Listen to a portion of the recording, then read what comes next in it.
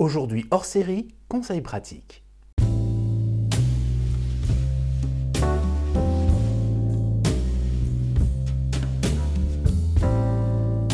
Chers amis, bonjour et bienvenue sur la chaîne.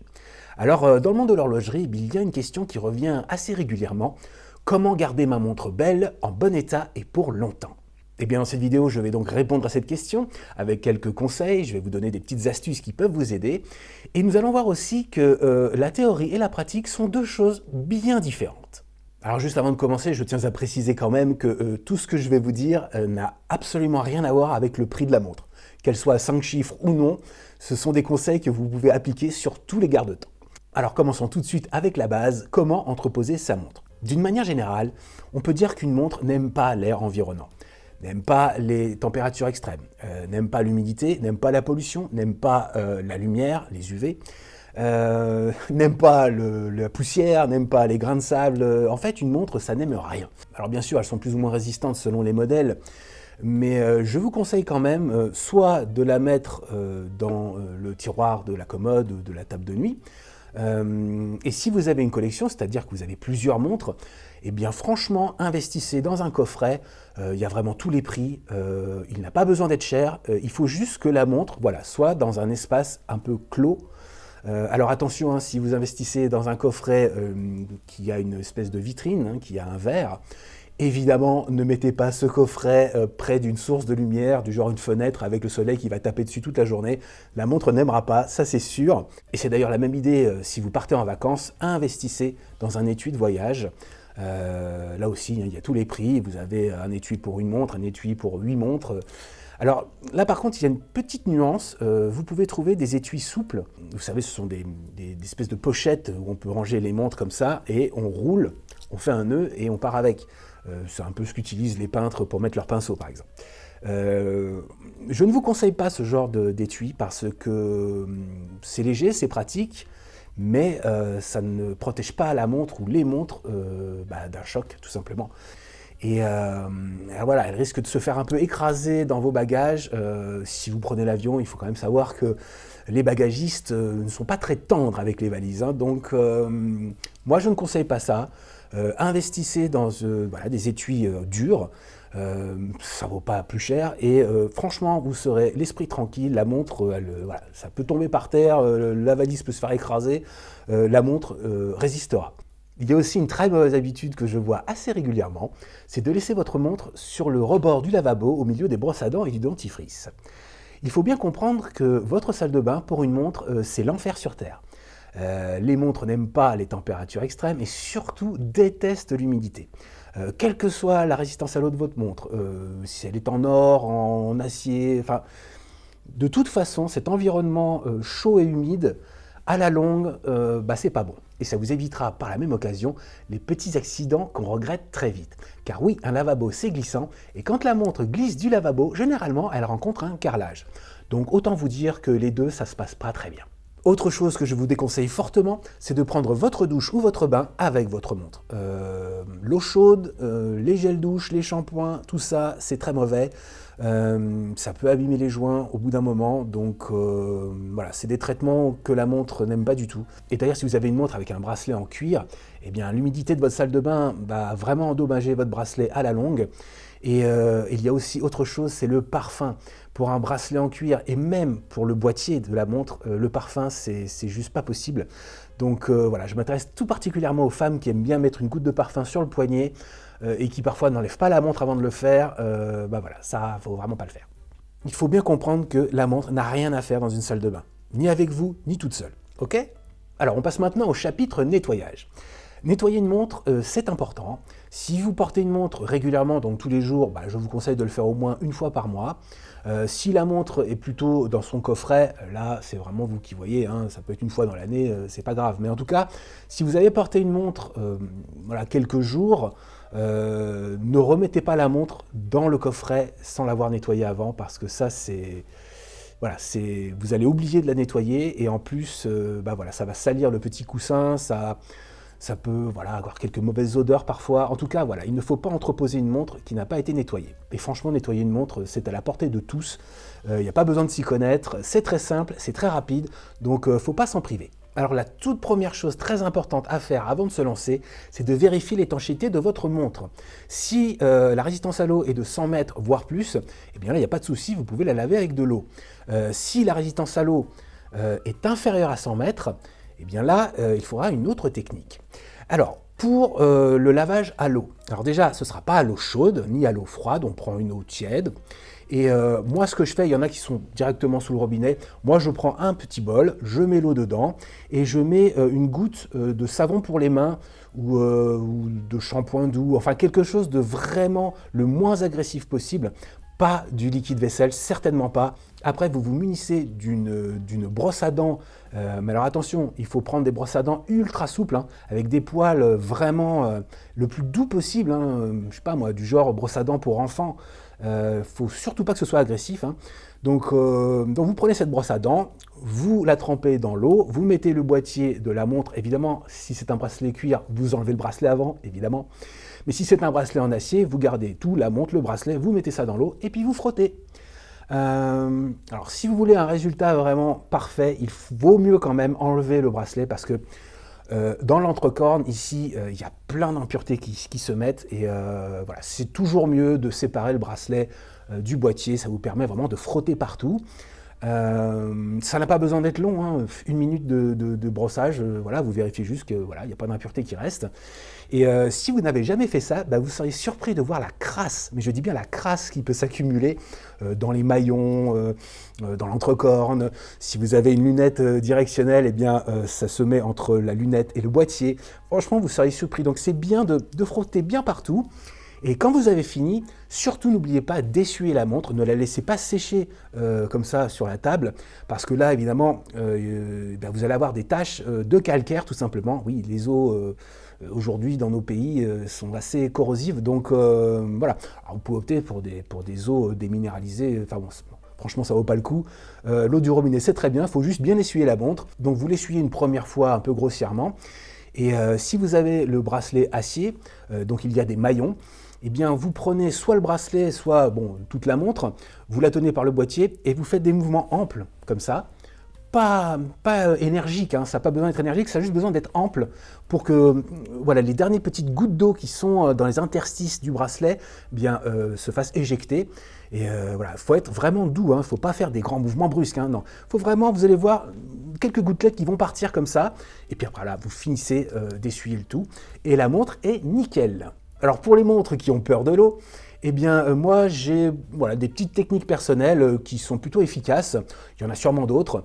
Alors moi ce que je fais c'est que j'utilise un coton et je mets un peu, pas côté éponge, il ne faut pas de liquide, il ne faut pas des gouttes en fait. Donc vous mettez un peu d'alcool à 90 sur le coton, puis voilà, vous essuyez la montre. Généralement ça marche très bien. Vous pouvez aussi utiliser toujours sur un coton du désinfectant, des désinfectants qui ne piquent pas, là, vous savez, pour les enfants. Ça marche très bien. Le but, évidemment, c'est d'enlever la saleté. Donc, vous pouvez prendre aussi... alors, il y a le nettoyant pour vitres, mais ça, je trouve que c'est peut-être un petit peu trop agressif. L'alcool à 90, il ne faut vraiment pas en mettre beaucoup, mais l'avantage, c'est que ça s'évapore très vite. Alors bien sûr, n'insistez pas trop aux environs de la couronne, ça c'est vraiment vous passez 1, 2, 3 coups puis c'est terminé, parce que si votre montre n'a pas de bonne résistance à l'eau, ça veut dire que la couronne peut laisser passer l'humidité, donc évitez de trop insister dans cette région du boîtier. Alors maintenant parlons du gros dossier de la baignade, faut-il ou non se baigner avec sa montre ? Alors déjà, toutes les résistances à l'eau basiques, 10 mètres, 30 mètres, 50 mètres, ça ne peut pas approcher l'eau, que ce soit bien clair, ne le faites jamais. Alors tout ce qui démarre à 100 mètres, voire plus, eh bien oui, vous pourrez nager avec, mais voilà, d'une manière générale, que ce soit l'eau de la piscine qui contient du chlore ou l'eau de mer qui est très salée, eh bien ça, ce sont des environnements qui ne veulent pas du bien à votre montre. Quand on dit que la montre résiste à l'eau, ça veut bien dire ce que ça veut dire. Elle résiste, ça ne veut pas dire qu'elle aime l'eau. Et puis franchement, vous n'allez pas vous baigner avec vos clés de bagnole, avec votre portefeuille ou que sais-je. Donc perso, moi j'aime pas trop aller me baigner avec mes montres. Donc si vous avez un endroit pour entreposer vos clés, votre portefeuille, vos lunettes, quand vous allez vous baigner, eh bien enlevez la montre du poignet, mettez-la avec les objets précieux. Si vous décidez toutefois d'aller vous baigner avec votre montre parce que vous êtes tout simplement inséparables, eh bien mon petit conseil c'est quand vous sortez de l'eau, donc que ce soit de la piscine ou de l'eau de mer, eh bien si vous avez un petit peu de flotte avec vous, une petite bouteille d'eau, bah, vous passez un petit coup, hein, pas 1 litre, hein, juste un tout petit coup en passant, ça va déjà enlever le sel ou le chlore un maximum. Et quand vous rentrerez chez vous plus tard à l'hôtel ou dans votre baraque, eh bien là, vous passerez juste la montre sous l'eau tiède, voilà, et ça rincera la montre. Et c'est très important, comme votre peau, hein, vous ne gardez pas le sel ou le chlore sur vous, vous prenez toujours une petite douche, que ce soit même directement à la plage. Hein. Donc voilà, je vous conseille de ne pas laisser l'eau de la piscine ou l'eau de mer sur votre montre. Autre chose à savoir aussi sur la plage, tout ce qui est crème solaire, grains de sable, le soleil, on l'a tous fait, je veux dire, on est là, on est bien, on est sur la serviette, et on se détend, donc forcément, bah, on part pour une petite sieste, ça arrive, donc on s'endort, mais la montre, elle est en plein soleil, donc bah, comme je vous l'ai dit tout à l'heure, les températures extrêmes, que ce soit froid ou chaud, voilà, la montre n'aime pas du tout. Pour les mouvements mécaniques et automatiques, alors là aussi, attention, ce sont des mouvements qui sont un ensemble de petites pièces. C'est très fin, c'est très fragile. Donc si votre montre est résistante à 100 mètres, 200 mètres et au-delà, eh bien ça ne veut pas dire que vous allez faire tout avec dans l'eau. Si vous êtes adepte de kitesurf, de ski nautique, de jet ski, bref, des activités un petit peu soutenues, eh bien c'est très mauvais pour votre montre, en particulier en cas de chute. Voilà, une chute à ski nautique, bah déjà vous la sentez passer sur votre corps, mais pour la montre, vous pouvez sérieusement l'endommager. Peu de gens sont au courant, par exemple, qu'une montre de plongée, c'est très bien, mais quand vous êtes sous l'eau, il y a une pression qui s'exerce, et que l'étanchéisation d'un boîtier se fait généralement avec un boîtier statique. Donc quand vous êtes en train de nager sous l'eau, ben, vous faites des mouvements, donc vous n'êtes pas statique, et si vous vous amusez à faire ça sous l'eau à moins 40 mètres, ou si vous cognez la montre sur un rocher, eh bien ça crée des surpressions à l'intérieur du boîtier, et ça peut vraiment endommager très sérieusement la montre, voire carrément, elle est foutue, quoi. Donc il faut bien comprendre que résister ne veut pas dire endurer tout et n'importe quoi. Hein. Alors bien sûr, il y a des situations où on est obligé de savoir l'heure qu'il est en permanence, même si on est dans l'eau. Si vous louez un jet ski par exemple, eh bien là je vous encourage, mais alors à 200% de vous prendre une Beater Watch. Ce qu'on appelle une Beater Watch, c'est une montre qu'on met sur le poignet et on n'y pense plus. Généralement, elles sont pas chères et elles sont là pour ça. Je vais d'ailleurs vous faire très prochainement une vidéo sur les montres qui m'accompagnent cet été. Et il y aura forcément une Beater Watch résistante à l'eau. Et avec ce genre de montre, eh bien, vous pouvez absolument faire tout ce que vous voulez. Au pire, la montre, si elle est endommagée, vous ne l'avez pas payée cher. Et pour ce genre de modèle, eh bien, je vous encourage à aller voir Casio, par exemple. C'est vraiment des spécialistes de la montre pas chère et qui endure. Évidemment, le top, c'est la G-Shock. Mais la G-Shock, quand même, c'est un petit billet. Non, vous pouvez toujours trouver moins cher et ça fera tout à fait le job. En résumé, la baignade, c'est autorisé, mais c'est franchement pas conseillé. Si vous le faites, n'oubliez pas de rincer la montre, ça c'est très important parce que voilà, les polluants, le sel, ça va attaquer les joints et donc ça va nuire à l'étanchéité. Donc dans le futur, vous aurez des soucis qui peuvent être évités dès maintenant. Alors il y a juste des petites habitudes à prendre, c'est tout bête et votre montre vous remerciera. Alors puisqu'on parle d'étanchéité, il y a aussi une très mauvaise pratique que je vois trop souvent. Qui dit étanchéité dit couronne vissée la plupart du temps. Et eh bien, ça sert à rien de visser comme un dingue. C'est tout le contraire qu'il faut faire d'ailleurs, parce que généralement, vous avez un joint qui fait le lien entre le boîtier et la couronne. Et si vous vissez trop fort, vous allez écraser le joint et à la longue, eh bien, vous allez l'abîmer et donc vous allez perdre en étanchéité. Alors la bonne pratique, c'est de visser la couronne jusqu'à être en contact avec le boîtier, qu'il y ait un joint ou pas d'ailleurs, et vous faites un quart de tour supplémentaire. C'est tout. Et là, votre montre est parfaitement étanche, il n'y aura pas de souci. Donc soyez délicat avec cette couronne. Et en parlant de couronne, il y a une très mauvaise habitude qu'on a tous, moi y compris, c'est de régler la montre quand elle est au poignet. Alors il faut savoir que la couronne, elle est là, visible, mais vous avez la tige. La tige qui est dans son filetage. Donc pour ceux qui n'ont jamais ouvert une montre, la tige qui est reliée à la couronne est extrêmement fine et délicate. C'est très fragile et ça casse mais en un instant. Donc si vous manipulez la couronne alors que la montre est à votre poignet, vous le voyez, vous n'êtes pas droit. Donc vous allez tordre la tige qui risque un jour ou l'autre de se casser net. Et alors là franchement, pour retirer une tige d'un mouvement qui n'a plus sa couronne, c'est une opération assez délicate, on va dire.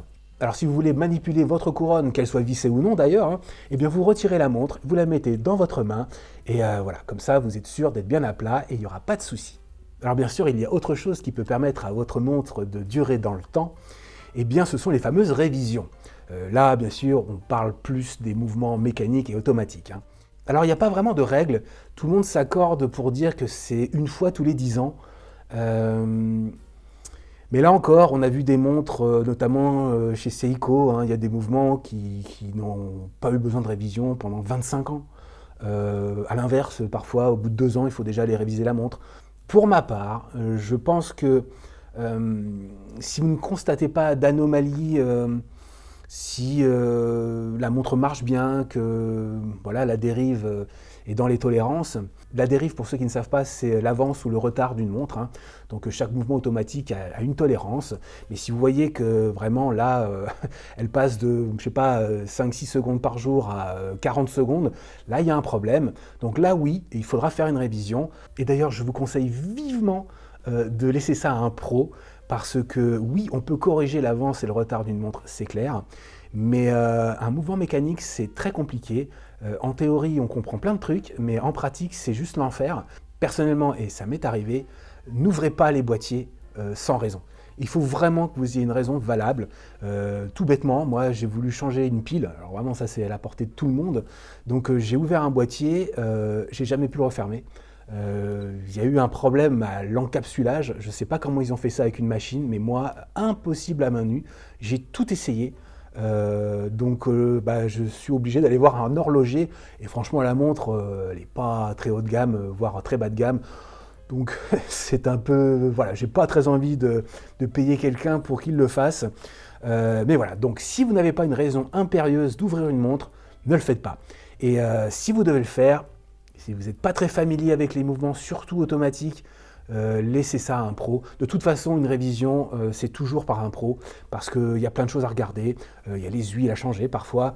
Il faut bien comprendre que c'est un métier. Moi, je suis un vrai passionné, mais je vous avoue que je connais plein de choses en théorie, mais ça m'est déjà arrivé de vouloir réparer une montre, ça m'est déjà arrivé de vouloir changer un mouvement qui était défectueux, ça m'est déjà arrivé de casser un mouvement à cause de ma simple bêtise. Une montre quartz, je vais pour changer la pile, et la pile, le mouvement est encapsulé dans une espèce de protection en plastique, et donc pour avoir accès à la pile, je devais enlever cette petite protection circulaire, voilà, bon. Chose assez simple, je prends ma petite pince, et sans le savoir, j'ai glissé la pince dans un interstice, et j'ai pas vu que derrière, il y avait la bobine du mouvement, et donc j'ai rayé la bobine, ce qui fait que c'était foutu, quoi. Le mouvement, il est fini, quoi. Donc, juste en voulant changer une pile, j'ai cassé le mouvement. Alors, j'ai commandé un autre mouvement, ça a coûté 10 balles, et je me suis dit, bon, ça va être une bonne expérience, je vais tenter de faire le swap. Donc, j'ai acheté de quoi retirer les aiguilles, j'étais équipé, j'avais même un tuto vidéo, le seul tuto sur ce mouvement dans tout l'univers YouTube, donc j'avais tous les outils, le tuto. Eh bien, ça a été un carnage. La montre a fini à la poubelle. Et c'est dommage parce que c'était la montre de ma copine. La grosse boulette. Là, franchement. Mais je pense que là, ouais, j'aurais dû m'entraîner sur une montre plus accessible, en fait, dans le sens taille. C'était une montre de femme, donc très fine, très étroite. Et j'avais tout, protection de cadran, j'avais tout. Et pourtant, j'ai réussi à rayer le cadran en voulant replacer les aiguilles. Je ne sais pas comment j'ai fait. Pourtant, les poussoirs à aiguilles sont en plastique, ils ne sont pas agressifs. Mais ouais, la montre était trop fragile pour mes gros doigts, j'ai envie de dire. Ça a été une catastrophe. Et le drame, c'est que je ne pouvais pas racheter la montre puisqu'elle n'était plus fabriquée. Donc, c'était un triste jour. Et c'est là que j'ai compris que voilà, il y a des choses que je peux faire et il y a des choses, je peux tenter de les faire, mais c'est le chemin vers le désespoir et la frustration. Donc si la montre vaut le coup, n'hésitez pas à aller chez des professionnels. Et alors, qui dit professionnel dit de se renseigner avant, parce qu'aujourd'hui, on voit beaucoup marqué horloger, bijoutier. Mais la plupart du temps, ouais, pour changer un bracelet, une pile, d'accord, mais ils sont plus bijoutiers qu'horlogers. Alors oui, ils ont des instruments, c'est sûr, ils ont un bon outillage, ils sont censés s'y connaître, mais franchement, allez plutôt chez un horloger, quelqu'un qui ne fait que ça. Alors bien sûr, ce sera peut-être un tout petit peu plus cher, mais lui, c'est son métier, j'insiste bien. On peut avoir une passion, mais un métier, c'est un métier. En ce qui concerne les grandes marques, évidemment, je vous conseille d'aller faire la révision chez la marque concernée. Alors toutefois, il y a quelque chose auquel il faut penser. Si vous êtes collectionneur et que vous avez des montres un peu vintage, mais voilà, de belle facture, on va dire, précisez bien aux professionnels lors de la révision de ne changer les pièces qu'en cas d'extrême nécessité. Il vaut mieux garder un maximum les pièces d'origine. Et même si vous allez chez une grande maison, ils n'hésiteront pas à vous changer les pièces et à vous les remplacer par des pièces donc neuves. Et là, vous allez perdre entre 20 et 30% du prix de la montre, donc ça serait dommage. Et même s'il faut remplacer, on peut trouver d'occasion, je sais pas moi, un ressort, une masse oscillante qui correspond à ce modèle et de la même époque. Donc les montres vintage, c'est toujours un peu particulier, mais pensez-y à garder la montre le plus possible d'origine. On va parler maintenant de comment protéger son mouvement. On est là encore sur les mouvements mécaniques et automatiques. Alors, un des grands ennemis des mouvements, eh bien, c'est ce qu'on appelle le magnétisme.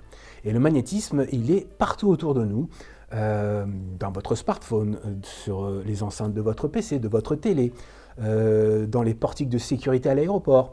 D'ailleurs, en parlant de ça, tout ce qui est portique de sécurité, vous savez, vous avez toujours, voilà, vous avez un tapis où vous mettez votre valise, voilà, et on vous donne un petit plateau où vous pouvez mettre les clés, la monnaie, tout ça. Eh bien, je vous encourage vivement à mettre la montre aussi sur ce plateau, parce que passer le portique, le mouvement ne va pas aimer du tout. Donc, et vous risquez de magnétiser la montre. Quand la montre est magnétisée, en fait, elle perd ses performances, elle se dérègle. Donc, c'est vraiment ennuyeux. Alors, pas de panique, hein, si votre montre est magnétisée, vous pouvez acheter des démagnétiseurs, ça vaut 10 balles. C'est vraiment pas catastrophique en soi, mais il vaut quand même mieux éviter de se rapprocher des champs magnétiques. Et d'ailleurs, pour ceux qui sont musiciens, eh bien, si vous travaillez dans un studio d'enregistrement, donc vous êtes près d'enceinte, si vous êtes sur scène, en concert, ou si vous jouez de la guitare électrique avec un ampli, eh bien, je vous conseille vivement de poser votre montre quelque part, mais loin de cet environnement-là. Si pour les mouvements automatiques, eh bien, l'environnement musical, c'est un peu un problème, pour les montres digitales à quartz, bien, le magnétisme, elle ne le regarde même pas.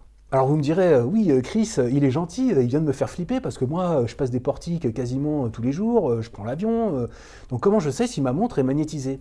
Eh bien déjà comme je l'ai dit, eh bien, les performances du mouvement vont être altérées, mais sinon il y a un moyen très très simple, eh bien, vous prenez une simple boussole, une boussole physique, hein, pas la boussole de votre smartphone, je précise pour certains. Hein. Donc vous prenez votre boussole à aiguille et vous la rapprochez du boîtier, du mouvement. Et si l'aiguille se met à tourner, c'est que oui, votre mouvement est magnétisé.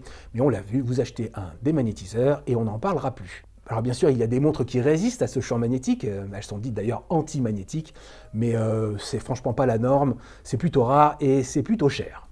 Protéger son mouvement aussi, c'est d'accepter de ne pas prendre sa jolie montre pour aller faire du sport. On l'a vu déjà, tout ce qui est sport aquatique, mais tout ce qui est sport en général. En fait, il faut bien comprendre que les mouvements, ce sont des petits écosystèmes extrêmement précis, très fragiles. Ils ne supportent pas le moindre dérèglement. C'est un peu une réaction en chaîne. S'il y a un tout petit souci là, ça va avoir des répercussions dans pratiquement tout le mouvement. Et là, on a des soucis. Peu de gens le savent, mais oui, le tennis peut endommager votre mouvement. Tout comme le VTT, le golf aussi. Bref, toutes ces activités qui vont avoir des actions un peu trop violentes sur votre poignet et donc sur votre montre. Je ne vous conseille pas non plus de faire du marteau-piqueur. Enfin, vous voyez, voilà, il y a plein de petites choses simples à savoir. J'en reviens toujours à ma fameuse Beater Watch. Ces montres-là sont faites pour absolument tout ce que vous voulez. Donc voilà, épargnez vos montres préférées. Et la Beater Watch, eh bien, vous l'apprécierez d'autant plus qu'elle vous accompagnera dans plein de situations différentes. Maintenant, on va parler d'une chose qui fait peur, la zone de la mort. Alors comme son nom l'indique, et je le trouve très bien choisi, eh bien la zone de la mort, c'est franchement pas l'ami de votre montre, et c'est vraiment quelque chose qu'il faut avoir en tête. Là, on va parler du changement de date. Bon, pour les montres qui ont une complication de changement de date, eh bien la zone de la mort se situe entre 21h et 3h du matin. Alors il y a différents changements de date, il y a des changements de date immédiats, donc quand on arrive à minuit, eh bien hop, ça change de date, mais il y a aussi des changements de date plus progressifs. Donc à partir de 21h, eh bien ce changement de date commence à s'enclencher et il va durer comme ça jusqu'à 3h du matin. Et si pendant cette période, eh bien vous voulez changer la date, vous allez forcer sur le mécanisme et ça risque de lui faire beaucoup de mal, donc voire pire, le casser. Donc c'est vraiment quelque chose à proscrire. Et mon petit conseil pratique, eh bien, quand vous voulez régler l'heure ou la date, moi je fais toujours un tour de cadran complet pour savoir où est le minuit. Et à partir de là, vous sortez de la zone vous passez 3h du matin, et puis vous réglez votre montre comme vous voulez. Alors si vraiment vous êtes ultra pressé, vous n'avez pas le temps de faire un tour de cadran, eh bien vous mettez simplement les aiguilles à 6h, et voilà, vous êtes tranquille, vous n'êtes pas dans la zone de la mort. En tout cas, c'est quelque chose que beaucoup de gens ignorent, et ça peut faire très mal, d'où son nom poétique, mais franchement explicite. Autre petit conseil qui va vous paraître évident, mais qui est vraiment important, eh bien, c'est de porter sa montre. Surtout pour ceux qui ont des collections où les montres, elles terminent souvent au coffre et on les utilise pas pendant longtemps, et c'est très mauvais, quelle que soit la marque de votre montre. Dans les mouvements, il y a plein de petites pièces interconnectées, il y a des huiles. Alors évidemment, les huiles d'aujourd'hui n'ont rien à voir avec celles d'antan, donc elles sont beaucoup plus résistantes dans la durée. Mais quand même, il peut y avoir un peu d'oxydation. Et d'une manière générale, il faut que tout ce petit monde se rappelle qu'ils travaillent tous ensemble, si je puis dire. Donc en gros, une montre à l'arrêt, c'est jamais bon pour elle. Donc il faut essayer de se forcer à porter la montre, allez, au moins une fois par mois, faire fonctionner le mouvement, que ce soit 2 minutes, 3 minutes, 5 minutes, 10 minutes, une demi-heure. C'est juste histoire que les huiles se répartissent bien dans tout le mouvement pour pas qu'il y ait des parties plus sèches que d'autres. Ça c'est très important. Alors si vous avez que quelques montres, ce sera facile à faire, mais si vous faites partie des gens comme moi qui ont beaucoup trop de montres, alors ma technique, elle est vraiment personnelle, donc à vous de voir si vous voulez faire pareil. C'est que je prends les coffrets et je secoue gentiment, on va dire, toutes les montres qu'il y a dans le coffret pendant à peu près 1 minute, et tous les mouvements automatiques vont se mettre à fonctionner. Et je vous dis, ça sert à rien de faire fonctionner la montre comme ça pendant des plombes, juste un tout petit peu, ça suffit. Donc moi une fois par mois, c'est ce que je fais pour garder un peu mes montres en forme. Alors si vraiment ma technique ne vous séduit pas, ce que je peux comprendre, eh bien vous pouvez toujours investir dans des remontoirs automatiques. Alors pour ceux qui ne connaissent pas, ce sont des espèces de boîtiers où on met la montre et ce boîtier va tourner dans un sens, dans l'autre, pour imiter en fait le mouvement du poignet. Alors attention, tous les remontoirs ne se valent pas, loin de là, donc faites votre petite recherche. Il y a même des remontoirs qui ont tendance à magnétiser les montres, et on l'a vu, le magnétisme c'est vraiment pas ce qu'il lui faut à la montre. Et puis surtout, si vous avez beaucoup de montres, faut acheter beaucoup de remontoirs, donc c'est toujours un peu compliqué. Donc ça s'adresse plutôt à des gens qui ont une dizaine de montres, pas plus, parce que ces remontoirs, ils sont pas donnés, et je vous encourage vraiment pas à prendre les premiers prix, ça c'est clair. Alors dans la série des mauvaises habitudes que l'on a tous, moi le premier, c'est la façon dont vous posez la montre, que ce soit sur une table, pas sur le rebord du lavabo, attention. En fait la montre, il faut la poser le plus possible à plat, sur le fond de boîte, et surtout pas sur la tranche, ni sur le verre évidemment. C'est vraiment un coup à prendre que moi je n'arrive toujours pas à avoir, parce qu'en fait, dans certaines vidéos, je vous ai montré des micro-rayures ici sur les tranches en fait. Alors déjà, sur sur c'est pas bon du tout, mais sur la tranche, ça fait des micro-éraflures, parce que quand vous prenez la montre, il y a toujours un tout petit frottement, et sur du bois, sur une surface dure, on va dire, c'est franchement pas l'idéal. Donc de toute façon, un boîtier se raye, c'est normal, ça donne parfois une belle patine à la montre, Mais quand on peut éviter, vaut mieux y penser parce que, quitte à rayer quelque chose du boîtier, autant que ce soit le fond de boîte, la partie qui se voit le moins. Alors pensez bien à ça, hein, de poser la montre à plat sur son bracelet ou sur son fond de boîte. Ça évitera de vieillir le boîtier un peu trop vite. Et d'ailleurs, en parlant de ça, sur le fait de poser la montre, je vous déconseille fortement de garder votre montre pendant que vous dormez. Et à cela, il y a deux raisons principales. La première, c'est qu'un mouvement automatique, c'est bien qu'il se repose, et oui. C'est pour ça qu'à plat, c'est parfait. Le mouvement va gentiment se ralentir, entre guillemets, parce que c'est pas bon que le ressort soit tout le temps à fond. C'est bien qu'il se détende. Et la deuxième chose, là c'est bien plus personnel, c'est que quand on dort, on ne maîtrise pas forcément ses gestes. Donc ça m'est arrivé de cogner une montre sur un bois de lit par exemple, ou sur la table de nuit. Donc vous voyez, il faut toujours faire un petit peu attention, et j'ai envie de dire, il faut faire attention à ça ou son partenaire, parce que là aussi ça m'est arrivé de faire un petit peu mal à ma partenaire, sans faire exprès, mais c'est vrai qu'une montre, y a des cornes, c'est assez volumineux parfois, donc franchement, laissez votre montre automatique se reposer tranquillement à côté de vous et vous passerez une nuit paisible. Alors il y a un type de mouvement dont je n'ai pas encore parlé, ce sont les montres solaires. Alors les montres solaires, il n'y a pas grand chose à dire dessus, c'est des mouvements qui sont assez intéressants, sur plein d'aspects. Par contre, ce genre de montre n'aime pas être dans l'obscurité, puisqu'elle se recharge avec la lumière. Pensez dans ces cas-là, si vous en avez une, pensez à prendre un coffret qui est vitré tout simplement, pas pour la mettre en plein soleil, hein, mais pour qu'il y ait de la lumière dans la pièce, tout à fait normal. Ce sont des mouvements très sensibles. Même s'il fait gris dehors, ce sont des montres qui interagissent même en faible luminosité. Donc typiquement, ne les mettez pas dans un tiroir. Et je vous dis ça parce que si vous laissez la montre se décharger complètement, vous risquez de l'abîmer en fait, le mouvement. Donc c'est assez technique, mais en gros voilà, ce genre de montre, pas dans le noir. Autre petit conseil pratique assez logique, si vous décidez de partir dans des pays chauds et humides, style Asie du Sud-Est par exemple, je vous déconseille fortement de prendre une montre qui a un bracelet en cuir. On l'a vu, c'est comme pour la salle de bain, c'est un climat que ce bracelet ne va pas vraiment supporter, et sur votre peau ça peut avoir des effets un petit peu surprenants. Ça peut être une décoloration du bracelet, donc vous vous retrouvez avec la couleur du bracelet sur votre peau. Ça peut être aussi des mauvaises odeurs, parce que la sueur ne va pas sécher et elle va s'imprégner dans le bracelet. Donc voilà, là ça va être très difficile de faire partir cette vilaine odeur. Donc voilà, si vous allez dans des endroits comme ça, privilégiez un bracelet en inox, ce sera très bien. Voilà, je pense qu'on a fait quand même un beau tour d'horizon. Je pensais que cette vidéo allait être rapide, mais en fait il y a beaucoup de choses à dire, donc j'ai voulu prendre le temps. J'espère que c'était pas trop long. Alors on peut rajouter très rapidement deux petites choses qui me passent par la tête et que j'ai déjà vues. Accident classique, vous avez une couronne vissée, ou des poussoirs vissés, et vous avez manipulé la montre, réglé l'heure, enfin que sais-je, et vous avez oublié de revisser la couronne ou les poussoirs.